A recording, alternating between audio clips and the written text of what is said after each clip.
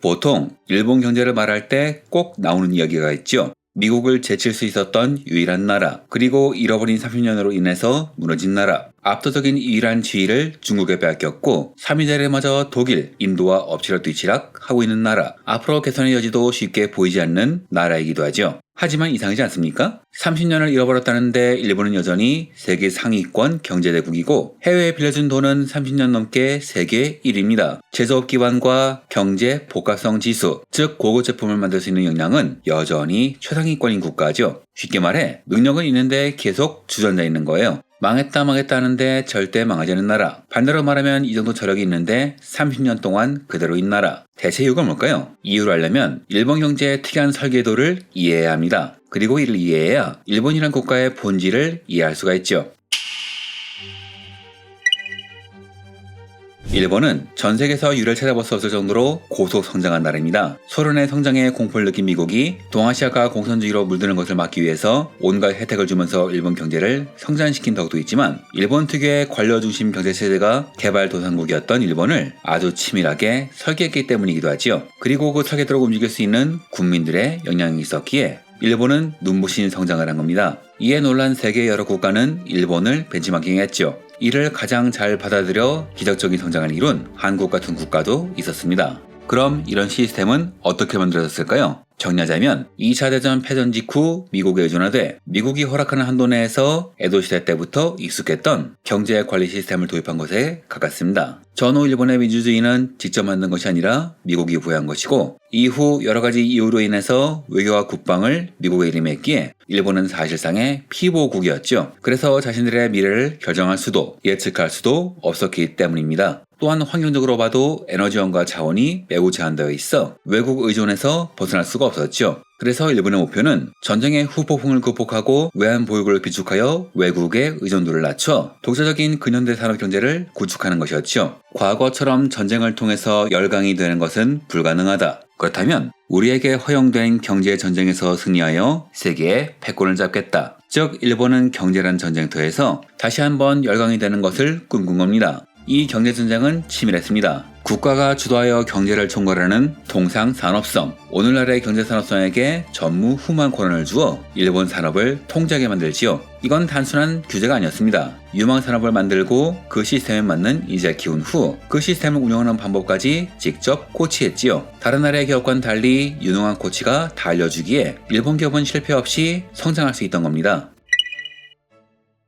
일본의 기업은 태생부터가 남다릅니다. 크게 세 가지로 분류되는데요. 첫째, 기존에 존재했던 재벌그룹 계열사, 패전 전의 자이바츠가 전후의 그룹 형태의 게이레츠로 재탄생한 경우입니다. 미쓰비시, 스미토모, 미쓰이 같은 기업들이 일본 3대 게이레츠라 불리죠. 가장 큰 특징은 자금을 조달할 수 있는 은행을 끼고 있다는 점입니다. 두 번째는 국가와 권력을 만들고 직접 키운 기업, 닛산과 히타치가 대표적입니다. 자그머니 재벌 계열이 아니라 국책은행 성격인 일본 흥업은행이었기에 태생부터가 국가적 시스템 일부였죠. 세 번째는 뛰어난 기술력을 가진 기술자가 만든 기업, 토요타, 파나소닉, 소니 등이 여기 속합니다. 일본의 혁신을 이끈 기업들이기도 하죠. 하지만 중요한 건 이들 기업이 어떻게 다니든 결국은 정부의 손바닥 안에 있다는 사실입니다. 모든 기업은 3대 메가뱅크의 융자 없이는 생존할 수가 없는데 그 메가뱅크도 정부가 통제하기 때문이죠. 그래서 닌텐도같이 무차입 경영을 하는 극소수를 제외하면 국가의 힘에서 자유롭지 않았습니다. 이런 성향 때문에 도시바의 반도체 부분을 매각할 때 정부가 직접 한국의 삼성에게 매각하는 것을 반대한 것이고 카를로스 곤이 닛산을 매각하려 하자 국가가 법까지 무시하면서 그를 체포, 구금해버린 겁니다. 왜 이렇게까지 하느냐? 이들 기업은 사실상 국가의 일부니까요. 또한 이런 특성 때문에 주주는 의견을 내지만 경영에 직접 참여하지 않습니다. 기업의 주인은 주주가 아니라 국가라고 생각하니까요. 이처럼 국가가 기업을 통제하면 자율성은 사라지지만 반대로 아주 안정적인 경영이 가능하지요. 국가는 사회 안정을 최우선으로 하기에 기업들에게 단기적 이익보다는 존속과 성장, 시장 점유율 확대, 고용 유지를 요구했습니다. 쉽게 말해 오늘 얼마 벌었나 보다 우리 회사 망하지 않고 계속 가고 있는지가 더 중요하다는 겁니다. 세가의 전 CEO 이리마지리 소이치로는 세가의 간부들이 대차 대조표도 볼 줄 모르는 것을 보고 놀랐다고 하지요. 장사를 해서 남는 돈이 얼마인지 모른다는 것인데 이건 사실 세가뿐이 아니라 당시 일본 기업 대부분이 그랬습니다. 주주의 수익성을 무시해도 기업이 망하지 않고 종업원과 협력사를 먹여 살리는 것, 이것이 일본 기업의 존재 이유였으니까요. 그리고 기업의 목표가 존속이 되는 순간 필연적으로 독특한 고용 문화가 탄생하게 됩니다. 기업이 망하지 않고 영원히 존속하기 위해서 가장 중요한 것은 내부 구성원의 안정입니다. 여기서 일본 특유의 가족 같은 회사 문화가 나오지요. 다른 나라가 노동자를 부품처럼 활용할 때 일본은 노동자를 가족처럼 끌어안는 시스템을 도입했습니다. 이는 기업가들이 천사라서가 아니라 법률과 권력기구의 감시로 인해서 해고가 사실상 불가능했기 때문이죠. 그래서 일본의 기업들은 많이 독특합니다. 첫째, 동종업계 동급지책이라면 급여 또한 비쌉니다. 마치 공무원처럼 호봉제가 적용된 것이죠. 그래서 일본에서는 한 직장에 발을 붙이면 이직할 필요가 없습니다. 한국과 달리 이직을 통한 연봉 상승의 개념이 없으니까요. 둘째, 그 유명한 종신고용입니다. 회사 대부분이 직원의 정년과 경제적 안정을 보장하지요. 마스시다가 사택을 지어주며 직원을 가족처럼 돌본 것처럼 말이죠. 이직이 활발하면 생산계획이 틀어지기 때문에 아예 평생을 책임져 버리는 겁니다. 셋째, 이런 기업에 사람을 대는 인재 공급 시스템입니다. 일본의 학교는 기업이 원하는 부품을 찍어내는 곳이었습니다. 아무것도 모르는 신입을 일괄 채용하여 회사의 색깔에 맞게 다시 가르치는 것이 일본 기업의 방식이었죠. 그래서 대학에서 무엇을 공부했는지, 학점이 몇 점인지는 중요하지 않았습니다.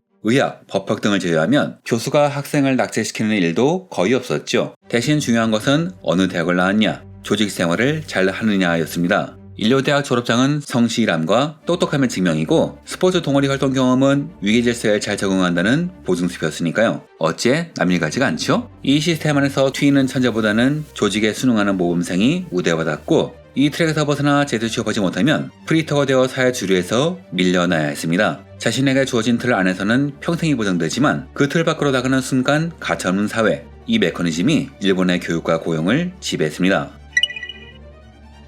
국가가 설계하고 기업은 존속하며 학교는 인재를 공급한다. 하지만 이 시스템에도 결정적인 맹점이 있었습니다. 바로 시장 원리가 작동하지 않는다는 것이죠. 원래 자본주의라면 장사가 안 되는 가게는 문을 닫아야 하는데 일본은 고용 안정을 위해서 좀비 기업도 살려둬야 했으니까요. 여기서 기업들이 과도한 경쟁으로 공멸하는 것을 막기 위해 등장한 것이 바로 산업협회입니다. 산업협회는 사실상 합법적인 담합 조직이었습니다. 가격과 공급망에 대한 비공식적인 합의를 조율하고 감시했죠. 혼다와 야마하의 오토바이 경쟁에서 야마하가 파산하지 않은 것은 산업협회의 중재 덕분이었습니다. 물론 법적 강제성은 없었지만 국가의 뜻인 협회 조정에 정하는 기업은 없었습니다. 1965년 스미토모 군속공업이 생산량 간상 합의에 반발했고 1984년에 라이온이 시장 경쟁에서 우위에 서기 위해서 싱가포르에서 가솔린을 수입하려고 했지만 결국 둘 다 국가의 압력에 굴복했죠. 덕분에 일본 시장에서는 경쟁력이 약한 기업도 살아남아 고용을 유지했고 해외 기업의 진입도 효율적으로 막을 수 있었습니다. 해외 기업들이 일본 시장은 난공불락이라고 혀를 내두르는 이유가 바로 여기 있습니다. 그리고 이렇게 얻은 경쟁력을 바탕으로 일본 기업은 해외 시장을 공략하기 시작합니다. 자, 여기까지 보면 정말 일본은 빈틈이 없습니다. 국가가 큰 그림을 그리고 기업은 직원의 평생을 책임지며 학교는 맞춤형 인재를 제공하고 산업협회는 과도한 경쟁을 막아주는 구조. 이 완벽한 시스템 덕분에 일본은 폐허에서 세계 제2위의 경제대국으로 성장할 수 있던 겁니다. 하지만 여러분, 뭔가 이상하지 않으신가요? 이 거대한 시스템을 돌리려면 막대한 연료, 즉 돈이 필요합니다. 자원도 없는 나라에서 도대체 그 천문학적인 자금을 어떻게 마련했을까요? 그리고 그렇게 완벽해 보이던 일본 경제는 왜 1990년대를 기점으로 거짓말처럼 멈춘 것일까요? 다음 편에선 일본 경제가 돈을 어디서 끌어내는지, 이를 주도한 것이 누구인지에 대해서 이야기해보겠습니다. 지식에서 인사이트를 말하는 지식공장, 이번 영상은 여기까지입니다. 감사합니다.